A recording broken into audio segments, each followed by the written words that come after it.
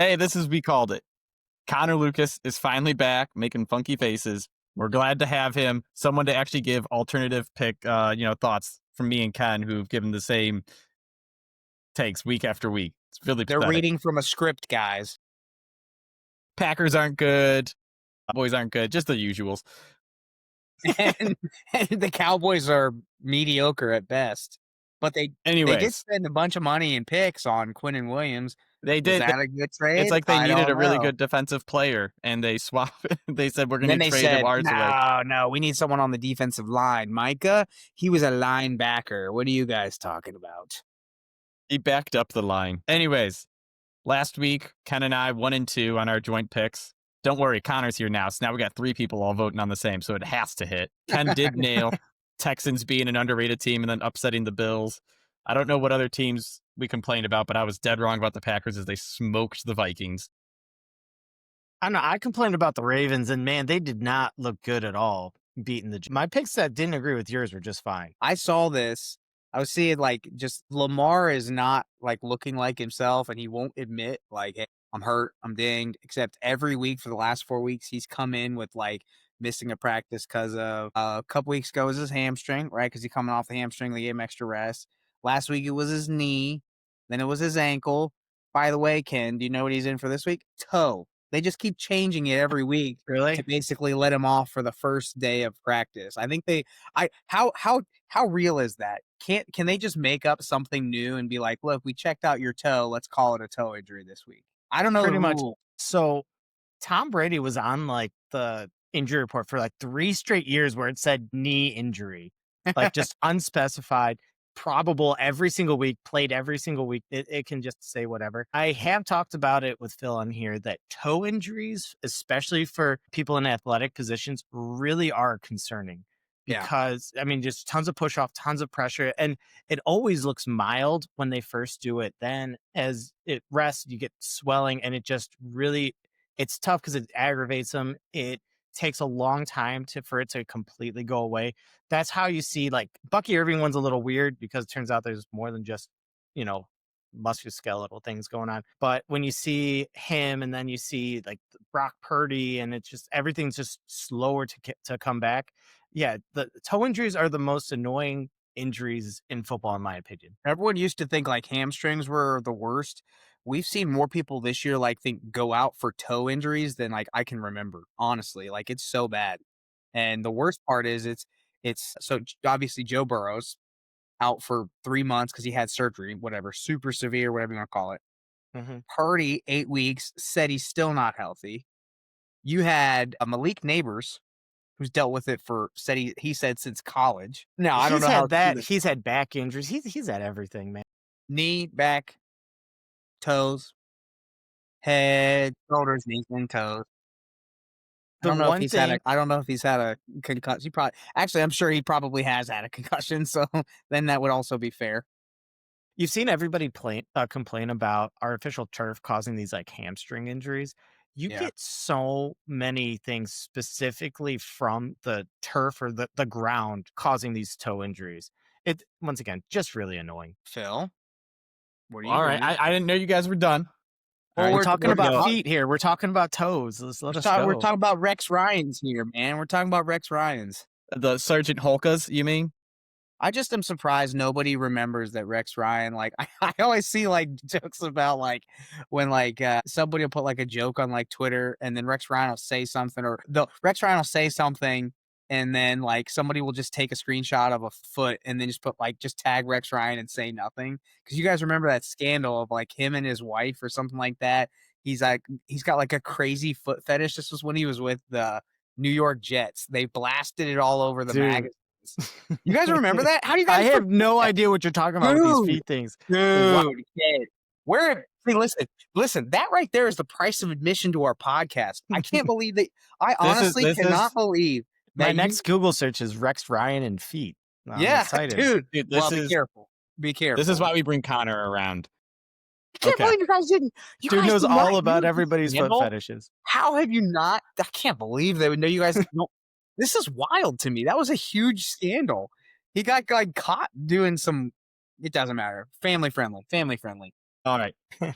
All right, let's start off with what we saw last week then. So, number one game. The Chiefs were in a must-win. Colts were the best team in the NFL, one of them, according to stats and numbers. But who listens to those? Colts absolutely choked it. Chiefs, however, I thought the Chiefs played like crap, kicking like 4 field goals in the red zone, which was embarrassing for a team that good. Connor, I'm curious your thoughts since last week I was hyping up the Chiefs as, going to make the Super Bowl again. And they won. They did. They did nothing to think like, oh yeah, those guys are a better 6-5 than they were 5-6. Nobody cares about that win, by the way. I don't think anybody in their right mind went, I'm more afraid of the Chiefs at 6-5 than I would be of them at 5-6. Surely, I don't think anybody cares. And Dude, I think it's watching it though, you get the hype of beating the Colts, and then I think people watch that and are like, "Oh my gosh, I'm so happy Were the they not Colts are losing one of the majority of the game? Like, Colts Huh? couldn't pull away, which is more on them. But the Chiefs were losing almost all of that game. Yeah, and that's because they kept settling for field goals when they were 1st and 5 from the 5, dude. It was as someone with Travis Kelce, it was extremely frustrating. 1st and 5, automatically, that's 4 plays. I don't care what you say. 1st and 5, that's a 4 play. Like, unless you're like Dan Campbell, 1st and 5, he's going for it unless he gets negative yards. He will go for it. I don't know, dude. We saw that can't remember against the Cowboys last year when he went for the 2-point conversion from like the 15-yard line because they got a holding and a delay of game. I'm just saying, like, I mean, that's an indictment on your quarterback. I'll It was say that Mahomes who in was my kicking the mind, field goals. yeah. So Mahomes, they just have become. I don't want to say predictable, but they're just not exciting. They don't do anything downfield. They dink and dunk you the whole way. However, they did have a funny stat, which was like it's the first time in like 5 years that a running back for them has had like 100 yards rushing and like 25 attempts. Did you guys know your boy Kareem, Mr. Cleveland himself, Mr. Willoughby South himself, had 29 touches at 30 years old yesterday? Did you guys know that? Insane. It's brutal to watch. It was just the most plodding, Yep. barely. He had 30 touches to get him over 104 yards. That just reminds me of good old Melvin Gordon, 30 carries, Classic. 90 yards, and maybe a touchdown. No, it was Brian Robinson when he had wait, you know who it was? It was Najee Harris-esque, Phil. Oof. That's what you like to see. Those guys are top 12 fantasy RBs. For those listening that have followed us for more than, I don't know, a week, know that Phil loves him Najee Harris and thinks that 1,000 yards is the new standard for a running back, or the old standard for the running back that still applies. Yeah. So Whatever. I just 2 thoughts on the game. One of them was I actually do think that win was a huge deal because going 5-6 just between where the records are and the tiebreakers in the AFC, I mean, the Chiefs would be in a really hard spot like to make the playoffs because they have all the bad tiebreakers between the Jags, the Bills, and the wild card. And obviously the Broncos are just running away with the division, unfortunately. Also frauds. Frauds, but they have a record that the Chiefs aren't going to catch up to. I mean, I'm not going to watch them I'm going to watch them in the playoffs, but I don't think they're going to do anything in the playoffs. But then the other part is a lot of the Indianapolis Colts, I think it goes entirely through Jonathan Taylor. It's one of those things we talk about all the time. MVP is it's pretty much a quarterback award. It's like, yeah, unless the Indianapolis Colts were like, 15-2 or something like that, because I think that team just goes as far as Jonathan Taylor is going to run them. And more importantly, that offense, the passing game does not work if Jonathan Taylor doesn't have that fear of just breaking off these big runs. He was shut down, he was contained, and it just fell on Daniel Jones, and that's just not a good place to have Daniel Jones. Yeah, Phil, what do you got? I was going to say, I think Ken nailed it. The closest thing I had to was like, hey, Sam, that happened to Sam Darnold too. Titans almost came back and won that game. Sam Pumpkin? I'm telling you, man. Like, this Sam is Darnold. crazy. This is crazy because I have JSN and I'm like loving it. But at the same time, I'm also like, Sam, quite literally, if Kubiak is not scheming JSN up to like be wide open or just saying, JSN, one-on-one, I schemed you up. I just know you're going to win. If he's not doing that, the dude 2 weeks ago had 4 picks. He's had like 3 games of like 3 picks or more, and then like 6 games or 8 games of like no picks and like 300 yards.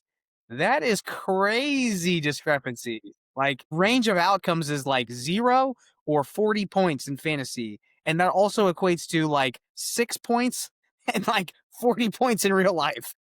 White Jameis Winston. I find it absolutely incredible how JSN is that deadly out there and teams cannot stop him. And the Seahawks can't do anything else. I like Kenneth Walker. Charbonnet is a backup. And I don't know how they can have such a lack of a run game. Don't with get me started JSN on out that. there. Don't get me started on the whole Ken Walker Charbonnet thing, because like every metric shows Ken Walker just beats the brakes out of every team, and he can't get more touches. Like he had 61% of snaps or something like that this past game. That was his highest like all season. Why Kubiak decides that he wants to do that is beyond me. I have It's to no send idea. a message. We don't want to pay you because you can't play in the red zone. So check this out. So I think it was literally like the second or third catch that he had, or it was a big long run. It was like a 30-yard run. And he's holding the ball like this. They immediately pulled him the next play, and you see his running back coach grab him. And then like 3 plays later, Sharp gets his 5-yard run into the end zone. Charbonnet had another touchdown, and everyone's like, is this high school football where you got to teach a professional and I get it.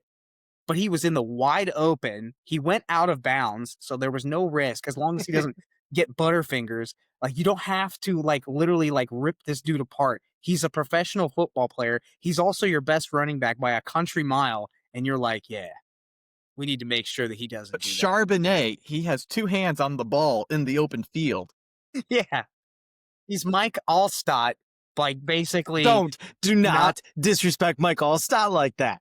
What are you talking about? What am I My doing? favorite player out here. And I would take Mike Allstott now than I would take Charbonnet today. All right. Anyways, Seahawks, very heartbreaking offensively is all I hear, except for JSN, who's just magic. a weird offense. Just a weird offense, man. Sam Darnold's look good. When he's not throwing 3 picks, he's looking real good, man. This is why I can't understand, like, Phil, like, these are, like, the darlings of your, like, statistical mind. I do not understand why you don't love Seahawks, because they're, like, statistically this balanced, great offense. Like, all I've seen all year is how Clint Kubiak is playing chess the same way McVay's playing chess when everybody else is playing checkers, running 12 and 13 on first downs and passing out of it. And it's just EPA per play is through the roof because he's getting defenses who want to play base into the situations where they can't play the pass the way that they want to, because the 2 and 3 tight end look gets you matched up on linebackers, and he's got athletic tight ends that just take advantage. So I am shocked that you're not more statistically savant with the Seahawks right now. I bet the Seahawks a good amount early in the year, actually. I do like the Seahawks, but like you said, they don't. Sam Darnold turns into a pumpkin. When you take away what they do well, it's just over. Like nobody's been able to stop JSN. He already has the most Seahawks receiving yards in a season. It's week 11. 11 games. So no one can stop JSN. And on 8 drives, they got 4 field goals and were down they were down to the Rams. Like that's what I mean. To the Rams. We're talking about the best player. You mean they lost by 2 to the best team in the league? Well, okay, you're right. Listen, though, but remember, almost came back. Here's a perfect example. Almost. Here's a perfect example. This was like a month ago. Commanders Seahawks Monday Night Football. They go up like 28-0 or 31-0. They ended up with 38 points. Sam had 1 or 2 picks. He had the quarter number 3 in that game. The third quarter was literally like, I want to say like 6 yards with a pick.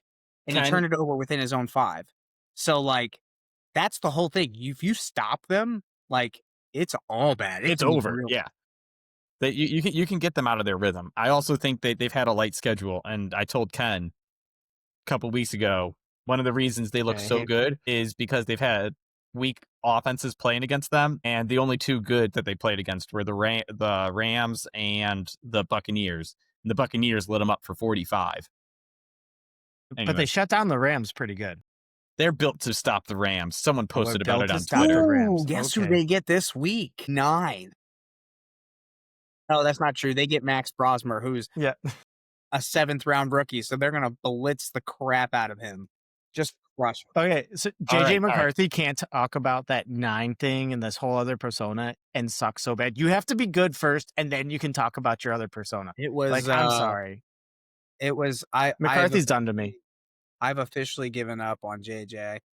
I thought I have a friend who does like the card pulls similar to what Ken does, and he won a JJ McCarthy like 1 of 1, and it was worth like $1,500 to start the year, and he didn't Sick. sell it immediately.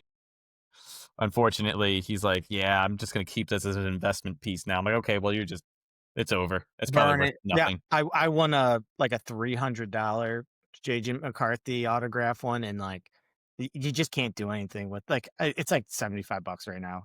But by the way, guys, there is a JJ Watt card that you guys Talking can about the good get. JJs. Subscribe. We're at 50. The second best JJ, who just got his sack record broken in the family. All right. So Oof. real quick, as we're trashing teams that are constantly letting us down, Connor, I want to know your take on the Eagles. After 21-0 against the Cowboys and completely blowing it to lose 24-21, I don't know why this offense is so embarrassing. Besides, I think I sent you guys the Ravens with Trent Dilfer as the QB. Trent Dilfer and the Ray Lewis, Ed Reed defense. That's who we have. The 2000s Ravens reincarnated is what we have. But they have. I think that's once again disrespect Smith to the 2000 Ravens, because that defense was pretty good. Well, let's think of the similarities. Jamal, the Cleveland Lewis. Browns legend, Jamal Lewis. I mean, Jamal Lewis. Ravens legend, Jamal Lewis. Hey, he ran for 200 yards against the Browns. Trent Dilfer. You have the carcass of Dallas Goedert / the carcass of what's the guy's name? The guy Shannon Sharp. So you have I'm trying to remember the other wide receivers that were on that I have team. no idea who They didn't have wide receivers, I thought. Exactly. That's basically what the same thing is. And then you have an all-pro everything. You have Jordan Davis. You have the other Georgia, Jalen Carter. You have Brandon Graham, who's probably going to show up in the playoffs. I just have a feeling.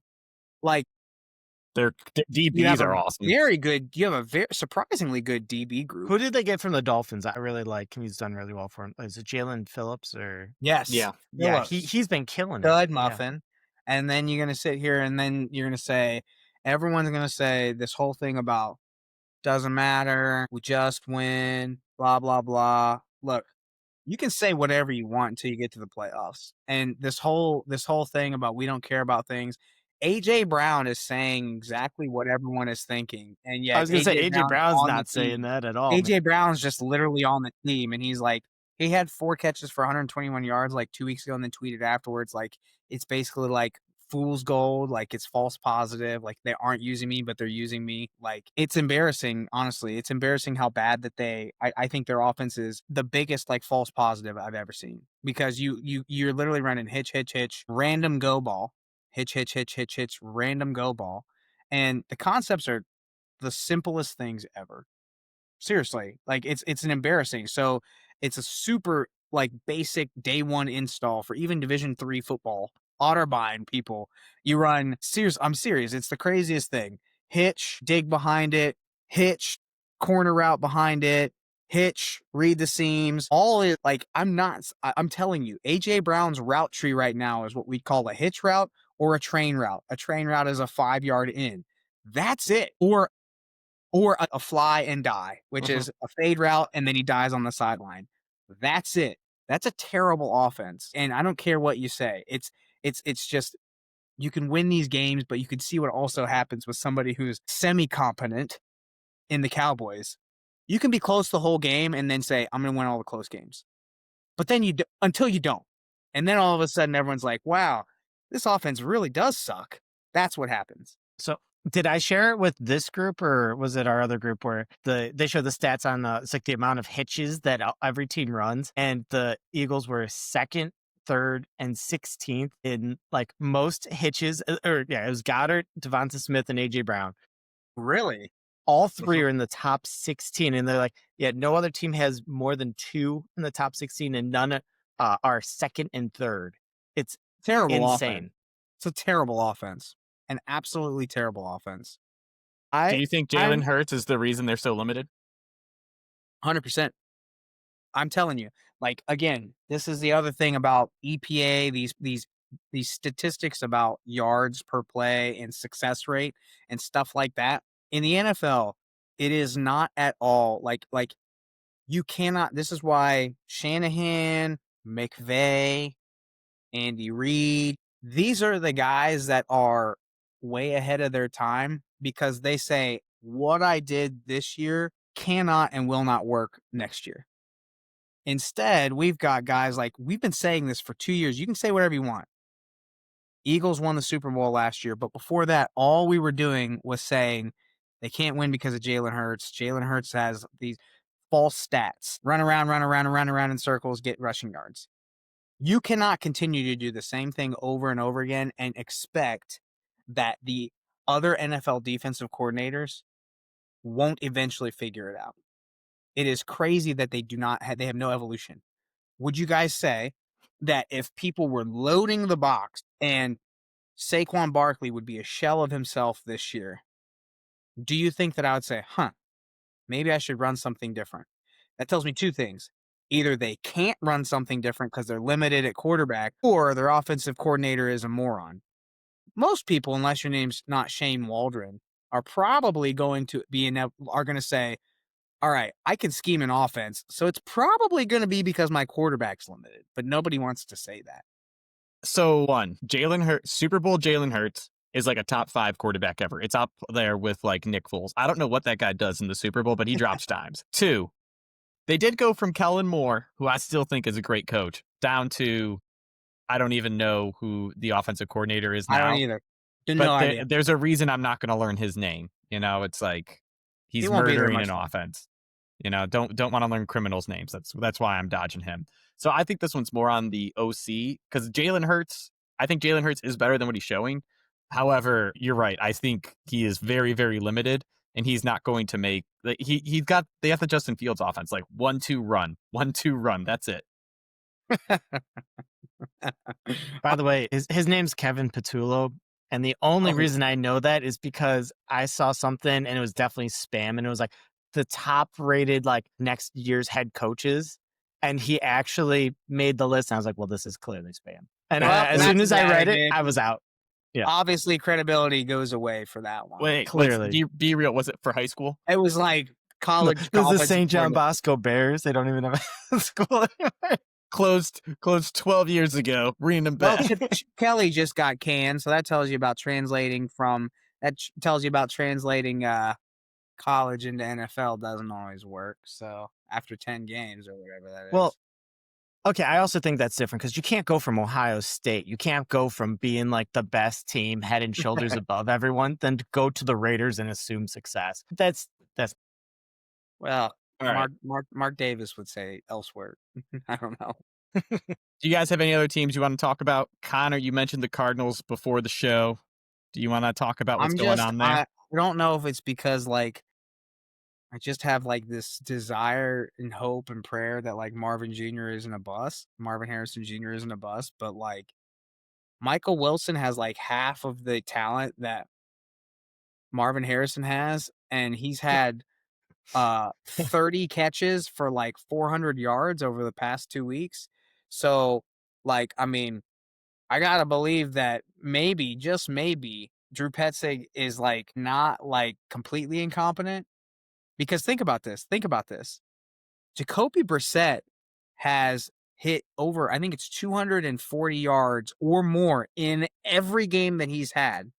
He's got something crazy like a 11 to 2 TD to INT ratio right now. And you're going to think I'm crazy, but he's 6'4" or 6'3" and 225 pounds. And it's like, is it really true that Kyler just couldn't see over the line?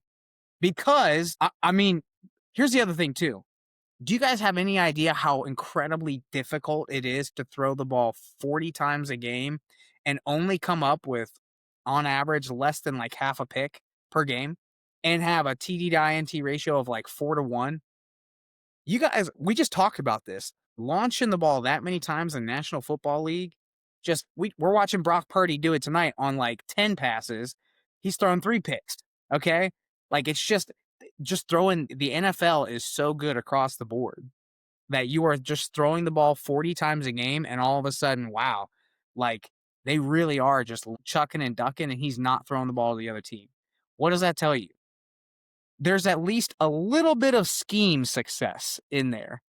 So I know that I hate Drew Petzing like down deep in my bones, but I'm also not going to say it isn't partially Kyler's fault. And it also gives me hope for Marvin Harrison. That's all I'll say. Well, don't be saying any bad words about fantasy football savior Mike Wilson over here, man. That guy is killing it. For And by the way, yeah, and Jacoby Brissette was the last starter for the Browns before Deshaun Watson stepped on the field. So I know how good he is. That dude is amazing. No way. I was about to say, did Jacoby Brissette just become the Browns quarterback again? Wait a minute. Did Brissette actually play a game for the Browns and I just don't remember?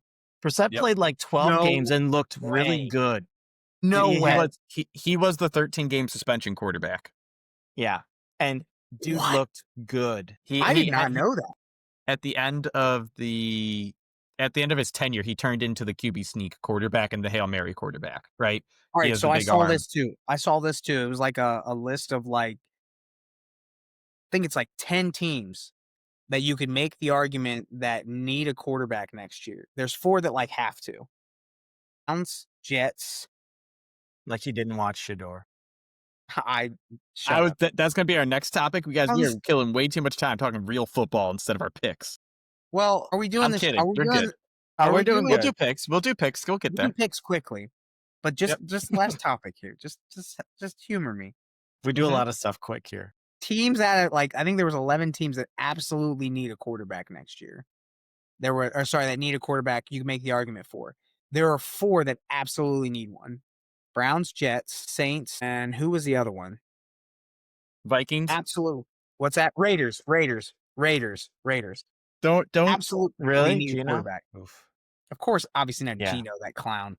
So absolutely need a quarterback next year. Those 4.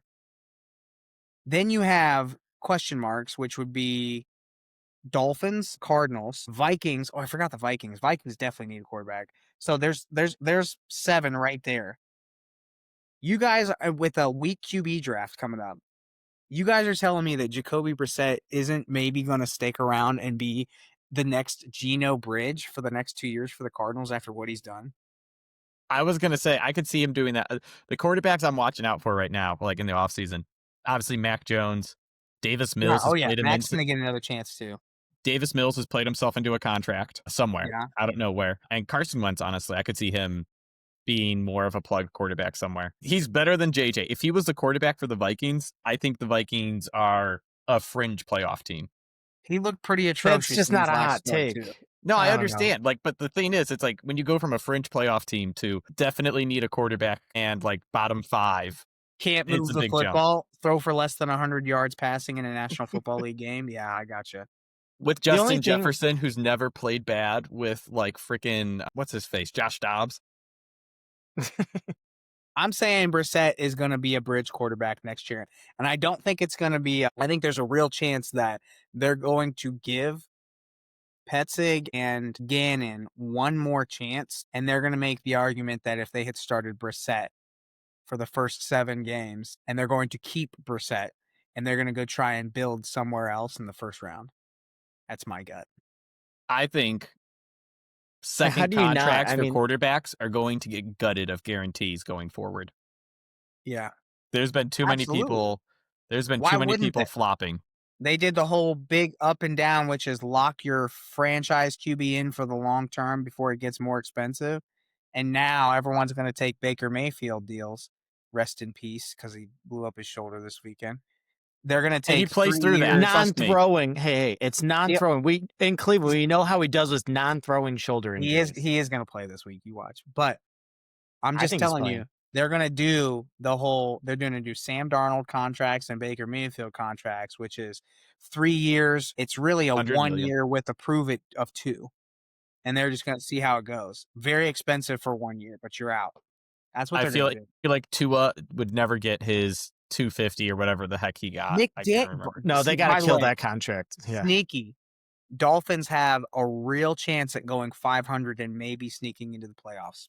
How crazy is that? That's not going to happen. It's not. No, I'm serious. They have Just a real with- chance, though. not with just the records right now, and the wild card teams are the Bills and the Chiefs. I mean, like That's they're a fair just point, but the there's just records not are a your lot of records, spots. though. I think they're And- 4-7 or 5-7, and they have some absolute cakewalk games for the next. But 3. like, dude, so they need 5 wins to be 10-7. I think you got to have 10 wins to get in the playoffs. I don't think that happens. All right, last topic because we're almost at our. You don't know what you're 2/3 mark. talking about. This is what people want, Phil. It's 100%. We're gonna cover it all because it'll be a first pick we have. We called it. Ken and I doubling down. Ty, Shador Sanders, and Cleveland Browns. We all have 49ers minus 6.5. And really, I think I speak for all of us when we say, guys, this is literally because Shador is the quarterback. I mean, we're watching it right now. And in real time, as this show is going on, the 49ers beat the brakes off of Bryce. And I would suggest that Bryce is still better than 5th-round pick Shador Sanders. I don't know if you guys know this, but Bryce was picked 1 overall. Did you guys know that? I don't know. There's the 2 things you bring up every week are your fantasy, your dynasty league, and Bryce Young. Listen, First off, okay, wait, Bryce time is out. Hall of Famer. Brock Purdy was a 7th-round pick. He was And the he's last beating pick. Bryce. He's beats Young right now. I can't do that math. It doesn't make sense. It's impossible. It's impossible. Look, I will say, I can't get over the only way that this doesn't come true and they don't win by a touchdown is if right now Brock is struggling because they're making him throw the ball like deeper down the field in his zone. You can do that with Myles Garrett and just say, have at it there, big fella. And he starts doing really stupid stuff. And they make him fumble, make him throw picks on their half of the field. And Shador just literally says, get out of the way. Let me throw a hitch route like Jalen Hurts and then let Quinshawn Judkins just run down there. Because the 49ers defense is not very good this year. That's the only reason. It's Depleted. the only reason. So no, but you're wrong because if you're throwing hitches with Shador, watch what happened to the Raiders on like his second pass of the game where he nailed the Raiders corner in the chest. What are you doing? There was a simple defensive end dropout and he hit him right in the chest. It was a dime. It was right in his chest. Dude, I'm All right, telling you, man. Guys, we just You guys talked know what I'm about it. doing? It's like Hitches Uncle Rico. work. Listen, Look at the Shador- Eagles. Listen, Shador's Uncle Rico. His if you watch him pass, he does this. He goes, Oh, man. I'm Dude, telling you. So I'm literally telling like you. this. Obviously, there's a ton of discourse in like family group chats on or any kind of Browns related anything, Can't right? believe that, but okay. And they won. He had 200 yards passing, and obviously the 3 of us here are like he had 3 completions that sum up to like what 150 yards, 125 yards, 150 yards. and like Crazy. I gotta be I think like, it's 150 yards. Yeah. I think Jameis Winston, Carson Wentz kind of play where he's going to do that, right? He's going to hit that nice bootleg on the rollout, make a play, 50-yard pass. But then it's going to quickly be followed by like 5 or 6 passes that are just completely uncatchable. Dude, there was some that was just absolutely just abysmal. All right. Real quick, Phil, we talked about this last week, how important those 5 plays are, by the way. You can't take those away. Those 60-yard screen touchdowns are 60-yard screen touchdowns, no matter how you look at it. So to be clear, if I'm making a team, one, I would want Jameis on this team because I just want this fun play, first of all. Jameis is going to get a starting gig next year. I forgot. Thanks for reminding me. Jameis, that's another one. Dude, this is a lot of backups, man. They're all good. Anyways, but like the Browns, right? Their defense is so good. And in a game against the Raiders, it's like, all right, we just need 2 or 3 plays, right, to win the game. And they had that punt return. They had a big throw, and they had two big throws. So Ken, you're right. I'm in on that concept of make a couple big plays, let your defense control the game, and that Shador can do that better than Dylan Gabriel. However, it's like the 49ers at some point are going to score a touchdown just because they're going to out-scheme the Browns, and it's going to happen. And now Shador has to score at some point in the game, and that's where I get scared. When, you're forced to put up points, and you can't just 100% rely on the defense or the lucky punt return or something like that. No, 100%. It's all about, hey, we didn't need Shador to do anything last week, and he did not lose us a game. What happens when, I think that the Chiefs offense is just as good as the Browns defense, and you don't see that very often. And yes, the 49ers defense is absolutely depleted. Injuries have completely destroyed it. With that being said, they're still looking really good. They've definitely held up way better than they should.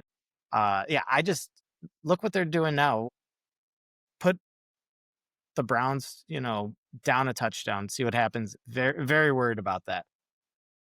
So Connor, here's a wonderful, look at EPA per play. The Browns offense is so bad this year that every time they run a play, you expect the other team to add 0.15 points to their score. Every 10 plays, they give up 1.5 points. That's how bad the Browns offense is. When you put it that way, my goodness. All right. So atrocious way to go. All right. So Connor, I just want to get your take on this, because my thoughts on Gabriel versus Shador, and I've been critiqued for it, is I can see Dylan Gabriel having a long career in the NFL just because he doesn't make a lot of mistakes. He doesn't throw the ball well, but just, a Case Keenum, I just float around, bounce from team to team, and he's not going to have the Vikings year. But if you look at any year besides the Vikings, it wasn't good. He's Teddy Bridgewater after he broke his knee. Yeah, I'll take Teddy Bridgewater, but it's the same concept. Guy can't throw the ball far, and he doesn't blow games for you. Midget Teddy Bridgewater who can't see over the line. All right, hey, Value Store Tua was the nickname I gave him. Do you know how bad that is? How about Thrift Store Tua? That's fair. Anyways, and then I said Shador is just out of the league in 3 years. You mean Shador? Are you guys ever seen that meme where it's like, the rapper? Yeah, that's what that sounds like. He's going to be a rapper in 3 years, like his brother. Him and Darren Wall are going to drop some crazy tracks. No, you gave him an idea. He's going to hear that. All right, let's move on then.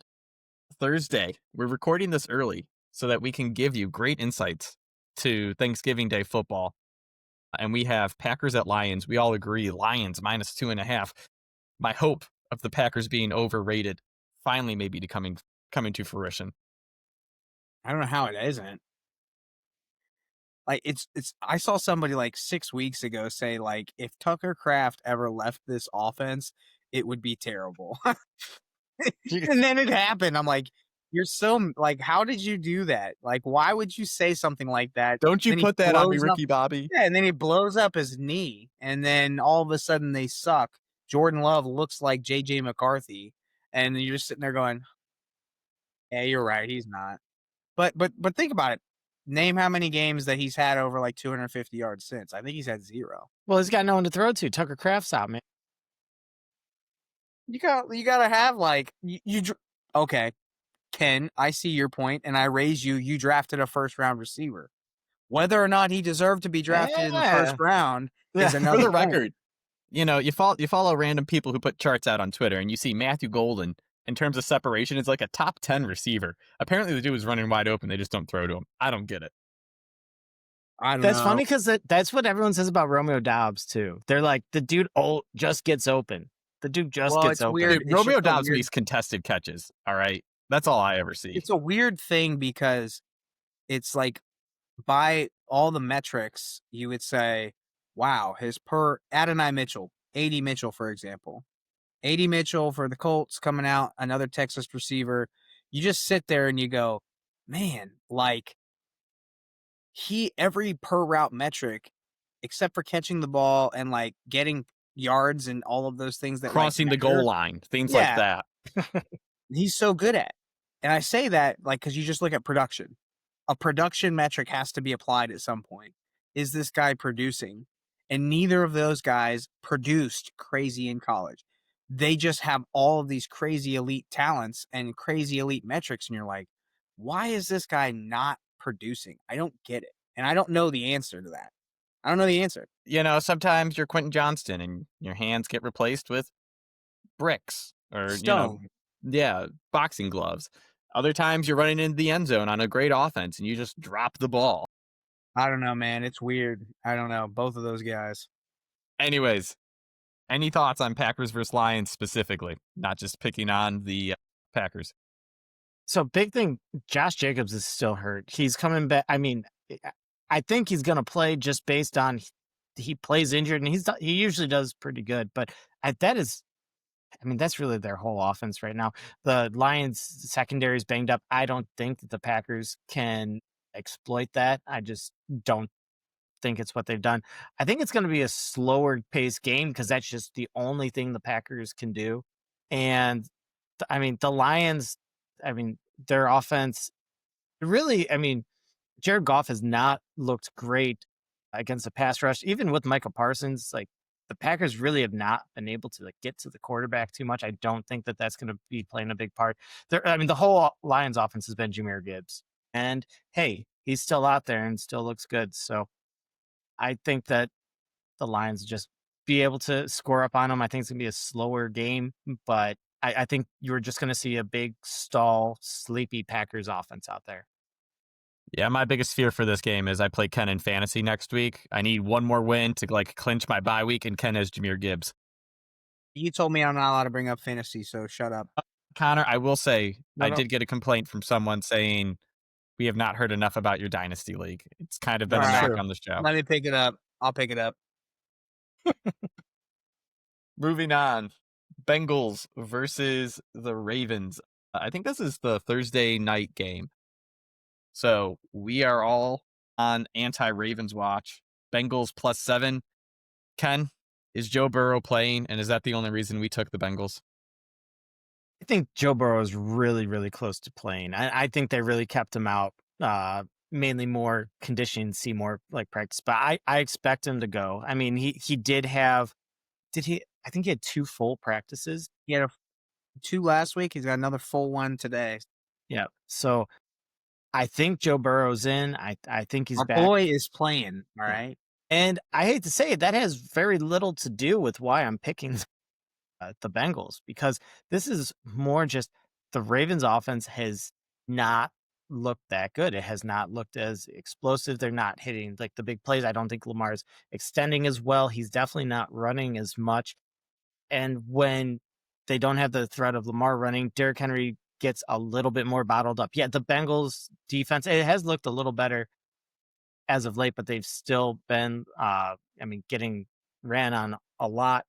But I think that this number is just too big for Joe Burrow to be coming back. But really, just this, I'm also taking the under because I just don't think this Ravens offense is going to be able to just put up that many points.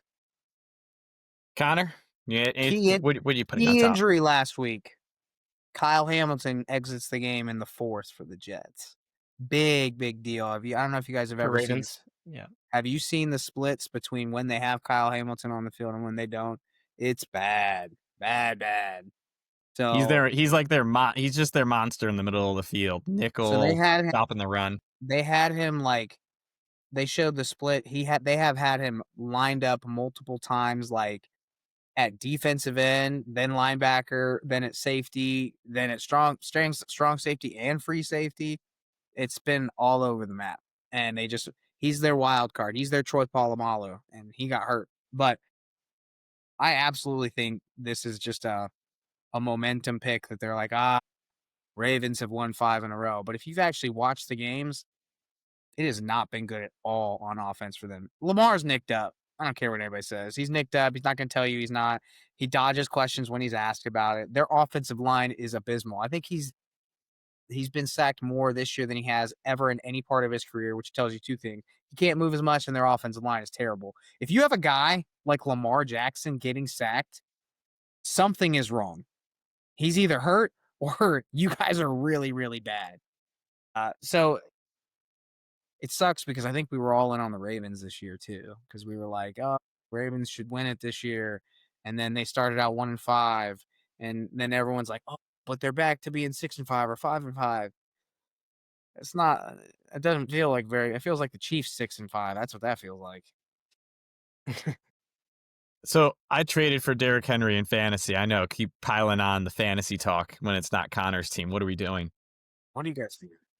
But anyways, I traded for him with the hopes that he's going to turn it on late because, December Derrick Henry is supposed to be, a game changer. Let me tell you, I've just been very lucky that man has fallen in the end zone a couple times because Two from the one this past week. Yeah, he's doing like 25 carries for 50 yards a game. It has been all right. So that covers the three major picks we have. I don't know if I'm speaking on your guys' behalf, but in terms of my ranking order, I got 49ers minus 6.5 is my favorite, Lions minus 2.5 second, and then Bengals plus 7 third. We just talked about it, but we just talked about part of it. We talked about the Eagles sucking. I'm telling you, Bears plus 7. I mean, I don't care. I just think that Ben Johnson will scheme enough to like keep them within a touchdown. That's my mind. I don't know if they win. I think Caleb Williams has still got some problems, but I think that they can still cover. I don't think they'll win. See, I'm looking at it, and I like that game for the over 44.5 because I think the Bears defense is one of those defenses that, it's not a bend but don't break. It's I give up touchdowns or I get the ball from you. They force a lot of turnovers or they let you score. And then on offense, I think Caleb Williams is either going to make a lot of plays and put up the ball and put up points, or he's going to turn the ball over and there's going to be a lot of garbage time left. And the Eagles clearly can't run out a clock or do anything right second half if you watch their games, man. So I like the over in that one. I got to tell you, I'm completely shocked by these EPA per plays and these metrics that Phil put up for the Eagles. Like, you would never look at those and be like, that is the best team in the NFC. It's just kind of crazy. It's like 13th in especially the pass. offensive ones. Especially the offensive ones. Yeah, 25th in yards or rushing yards per attempt. It's just incredible. And surprising, the EPA per play for their defense, it's 8th, but like everything else is like 19th, 17th. It's just funky. My only thing is I feel like Eagles can just dominate these games with this defense, and they can just play like a slow, ugly game because that's all they do. Like, I could see this being like a 16-10 game where they win and it's just ugly, nobody watches, and the Bears cover. I could see that too. That's not going to happen. Not enough turnovers in that. Just a totally weird, like, I don't even know how to describe it, but that whole thing is just totally weird. That plus 7 is a weird number too. I'm going to double down on Ken's pick from last week where he was hyping up the Texans as a sleeper team that could make some noise. Their offense has looked way better recently, and their defense is just freakish with Will Anderson and Danielle Hunter just causing problems for quarterbacks. And now they get to play Daniel Jones. Maybe he's not a real quarterback. I'm just excited. I think the Colts starting to look more and more like the pumpkin they are. And I think the Texans play them twice, and they are 2 games back for the division. Legit, man. Texans defense is legit. Texans plus 4.5. I think that's just more than a field goal is too much for the Colts, who are going to want to try to run the clock out, and the Texans, who are probably going to try to keep it low scoring too. I don't know. 4.5 seems like way too much for what's going to be a close divisional game in my mind. Yeah. I feel like the Texans offense, the receiving portion is just really like, they're like, hey, we can't run the ball. It's just not happening. And they found some success with their 2 rookies, Nico Collins, and they sprinkle in a little Christian Kirk and Dalton Schultz for some veteran savviness out there. But like, it's looked pretty good. It looked good with Davis Mills, and CJ Stroud was looking good before he got concussed. He better come back fresh because, man, like, nobody is out for 4 weeks. This is the 4th week after concussions. So, yeah, it's good. The Colts, if the offense gets going, they look dangerous, but it's tough. Just see it. Like I said, I think it's all about Jonathan Taylor. I think the Texans defense, if can stop them, I think they got a good shot here, even on the road. Woody Marks, by the way, has been like pretty decent for He has looked the good, Texans, but their offensive line and run blocking is god awful. It's just awful at blocking, period. Like pass blocking, run blocking. Dude, I think last week against the Bills, they switched to like a 6 offensive lineman unit where pretty regularly they were just taking a receiver or tight end off the field and saying, we just need a 6th guy out here. You can be like a zone blocker. Just pick up whoever runs through. And then there were 2 or 3 by the guys. way, is the like any, again, real offensive coordinator, McVay, Shanahan, they will tell you that's like one of the worst ways to run your offense. By the way, Greg Olson, funny thing that he said last week on air, and he's 100% right, is just so you guys know, everyone at home, run, pass is the absolute worst sequence you can have as an offensive coordinator in the National Football League. And he kept saying that because it was like the Browns doing run, pass, run, pass, run, pass. Whoever he was commentating, he was like, that's just, there's no uniqueness at all. That's incredibly predictable. And both of those things in the National Football League is like the cardinal sin. I will say my favorite, predictable pattern is there's so many coordinators who do it. 1st and 10, I'm going to pass the ball. If it's incomplete, I'm running on 2nd and 10. It's like, just run on 1st and 10. So, I actually thought about this the other night as I watched McVay dice up the Buccaneers, because again, we all like Todd Bowles. I think he's a really good defensive coordinator. I don't know if he's that good of a head coach, but he got extended, so who cares? He ran play action like 6 straight plays because, it's what you were saying before where we talk about the hot hand 3 up. He's going to run eventually. McVay's like, no, I'm not. I don't have to do anything you tell me. He ran, seriously, play action under center. I think it was 5 straight. And every one of them, 5 straight completions. That in itself is like a successful offense. What, be not doing what other people think you're going to do? Crazy being concept. predictable. All right, Connor, speaking of the Buccaneers, you don't like them this week. You're in because Jacoby Brissette. Because Jacoby Brissette is now Bryce Young. That is the equivalent of. No, I'm being serious. I just, in my mind, I think this is also a play if the Bucs don't have Baker, even though I think he'll play. I think this is just going to be a shootout. I just think this is going to be a shootout. I think it's going to be kind of almost like a pick'em type of game. So that's my thoughts. You have a shootout. Why not just take the over? Well, I think I also do things too. Like you'll find that I'm also I sometimes do things where my fantasy is like in the forefront of my mind, and I like watching Brissett play right now, and I'm probably going to start him next week. So I'm ready to go. I just want to see a shootout. All right, cool. All right, my last pick. Ken, we covered all yours very quickly, which was really funny. Well, it's because I doubled up. I didn't like too many games, but I liked the unders in both of our games that we picked, so they doubled up real quick. All right, my last pick, Steelers at Bills. Guys, I said the Steelers sucked, and I'm just going to keep buying into that. I said the Packers sucked, so betting against them. Said the Steelers suck, going to bet against them. Bill's going to come out. They need to win. They are way too close to falling out of the wild card picture, and now they lost to the Texans, and that's a problem for wild card matchups. I will say, I think the Bills actually has the best color gradient on this Chat GPT generated image here. It's very visually appealing, but -3.5 at home. I don't know if Mason Rudolph's playing, but you either get club-handed Aaron Rodgers or you get Mason Rudolph. Either way, I think good things for the Bills.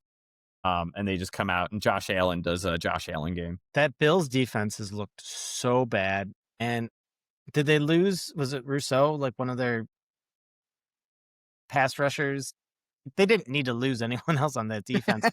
But they have looked rough out there. I mean, against bad teams too. I mean, the Texans offense looked great with Davis Mills. I think we like It him a was little so more. interesting. It wasn't even that good.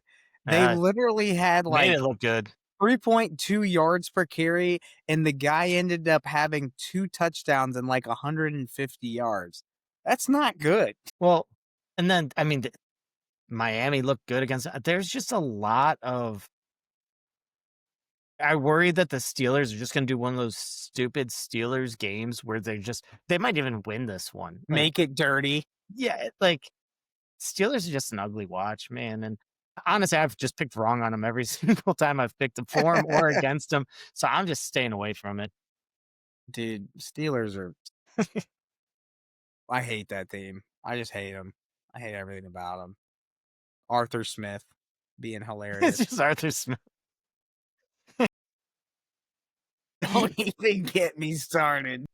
The only thing more true than Connor talking about his fantasy team is hating Arthur Smith. right. Connor, let's hear about your playoff wild card sneaking in team, the Dolphins. Dude, what do you guys? I mean, how can you not? They play the Saints this week. They're gonna end up at what? 6-7, 6-7, 5-7. What are they at right now? I'll tell you standings right now. They are currently 4-7. They're gonna end up 5-7. They're gonna, but tell me their next. Tell me their next 3 games. Tell me right now. Right, just can you give me it's loading? I was literally looking at it earlier today, and I was like, dude, they might go 7-7. They have a real chance to be. Then you tell me. Well, but I forgot. They have. It was just. Oh, okay, I got it. They terrible games. They got Saints, Jets, Steelers. Yeah, but then they play Tampa Bay and New England every year. All 3 of those. We just talked about them. Bengals, Bucks, Dolphins, and they need to only lose one of those games. You're telling Maybe me that's 0. not possible, 9-8 ain't making the playoffs. dude. You get. All right, maybe. I'll give them 2 to be flexible, but they're not beating the Bucks, Patriots, and the Steelers. They're The not. Patriots will be resting people. You know what? They actually might be, and they'll still beat the Dolphins. Somehow, some way, Mike. You're gonna see Mike McDaniels and Tua run it back next year.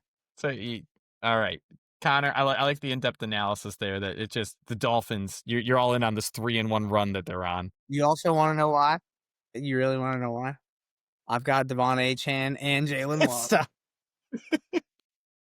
So I do like the Bucks to win this game, and it's because they're favored by 6 for a reason. And the Saints have done a really good job of looking competitive and losing this year. I think they're doing a good job of getting a decent pick.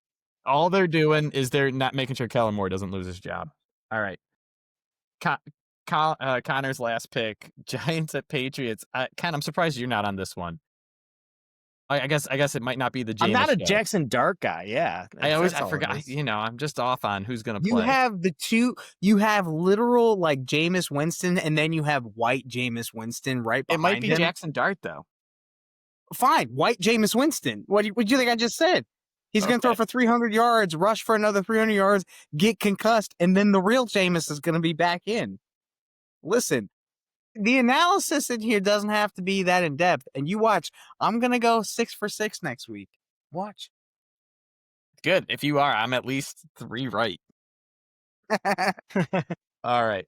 Ken, there's a bunch of games we didn't talk about, but we're at time. Anything you want to throw in? Any other game? I feel like you should probably talk about Chiefs at Cowboys because, it's an important one.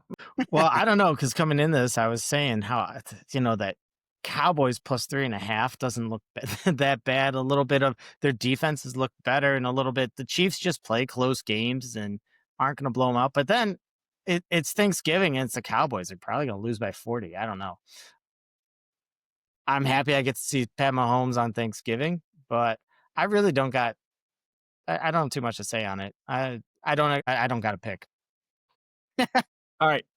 Do you think Quinnen Williams has actually flipped the Cowboys defense to being relevant? I saw that take today, and I was over here like, I don't, because they've been pretty solid since they've done all their trades at the trade deadline, right? Listen, Yeah, because they played the Raiders and the Browns. Or no, I'm sorry. They played the Raiders and the Eagles. Yep. And The Eagles offense loses to themselves. The Well, Eagles offense for all their flaws, they got some big old boys up front that like make things difficult. If Jalen Hurts decides they don't want to do run, pass. I mean, like for all their flaws, they also, by the way, picked up Logan Wilson, who is a stud for the Bengals. For I did like peanuts, that pickup, yeah. which Hey, is he fine. got a BS defensive holding call in the playoffs. That he did. So Yep. I mean, That cost the that was Bengals the in game. In the Super Bowl. So I mean, Jerry, for all his flaws, also made some decent moves, even though Jerry's an idiot. He probably told you he made Super Bowl winning moves and he made like a splash in the pan. But yeah. It'd be cool if they had like a great defensive end who could pressure the quarterback instead of Quinnen Williams. But hey, No Probably way. more important than a linebacker and a No D way. tackle. I told you I used to work Two for a D guy tackles, actually. who did analytics for Jason Licht at Tampa Bay before he was at the place where we worked. He said, and I'm sure Jerry referenced this, I'm sure he thought about it very hard, was like the number one defense or the one defensive most valuable player is actually a stud nose tackle. That's why they got Vita Vea when he was there. Vita Vea, if you have a guy that can take up 2 or 3 blocks, analytics tells you that is the most valuable player as long as you have either a defensive end or a linebacker right behind them. Analytics will tell you that. And I'm sure that's what Jerry was thinking, by the way, guys. Jerry thinks like that. Jerry thinks analytics. You guys just don't know it. he's old. I think he knows what analytics is because that's the name of his horse out in his stable. That's the only thing. I was thinking analytics, and I bet on my horse to win, and Quinnen Williams, won, or my horse won. It's like, go get Quinnen Williams. That's what it was. Anyways, Connor, any thoughts on Chiefs at Cowboys? I'm actually really excited because I always think the Chiefs are good offensively. I still do. They got to finish drives and put up touchdowns, but George Pickens has been the best receiver on the Cowboys, which is shocking because, they have CDs. Because I have CeeDee Lamb on my fantasy team, if you're wondering. And he had 3 big, massive drops last week and blamed Dak. And I was like, you're an idiot. 2 weeks ago, he cost Ken a win in fantasy because he dropped the ball on the goal line. Do you see that the ball? The drop going Vegas, in? Vegas walks into the end zone. Yeah. And I have him. I lost by like 6 or 7. It's like, that was it. Yeah, he's a clown. He's starting to make me mad. So I'm serious, man. Like, it is absolutely ridiculous the fact that these guys number one, the Chiefs have become I don't want to say this like, and I say this nicely, but like they've kind of become like the Hitch City like plus, right? They just run crossers, but they run them at like 5 yards down the field. Just literally like Rashee Rice, 10 catches for 80 yards a game. Like that's not great either.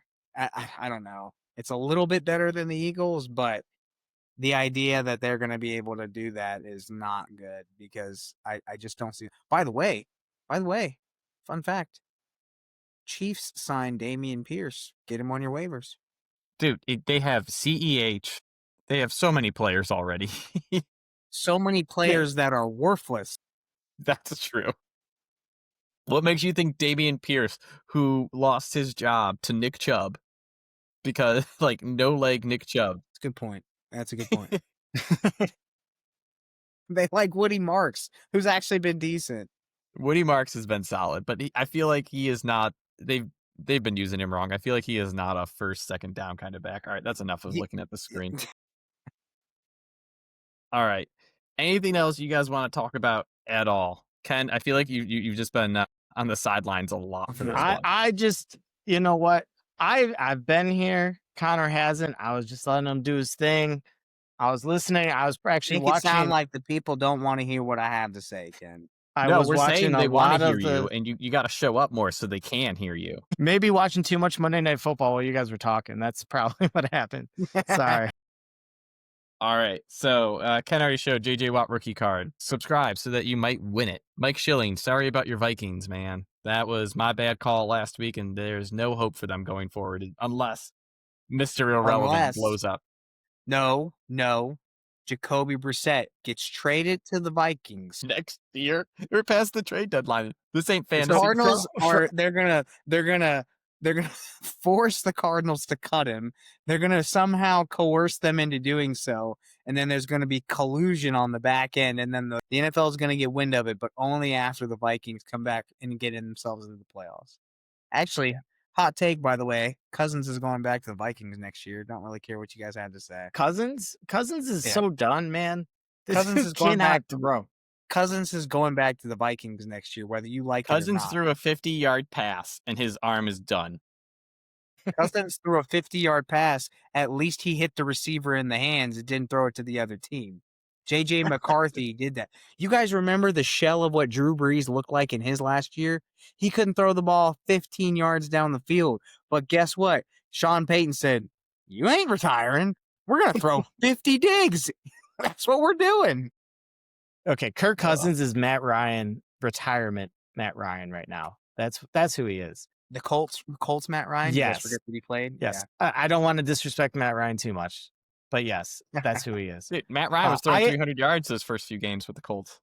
Yeah, and then his arm was like, "Hey, dude, it's over." I am curious if Minnesota fans are as done with JJ McCarthy as we are. Oh, yeah. We'll see. We'll see if Yeah. we can actually get a response from one of them. Those are the Guys, few I fan can't- bases that we I have can't wait- access to. I can't Our wait. one fan. Can't wait for Max Brosmer just to like be way better than him. It's gonna be hilarious. It's not going to be worse. It's All not right, gonna be cool. worse. Well, I guess we'll be one of the few Cleveland fans that are anti-Shador, but it is what it is. If you're not good at football, we say Well, it. because you have a brain. Yeah, good job. And eyes. And Yeah. eyes. Happy Thanksgiving. Hit the stop button.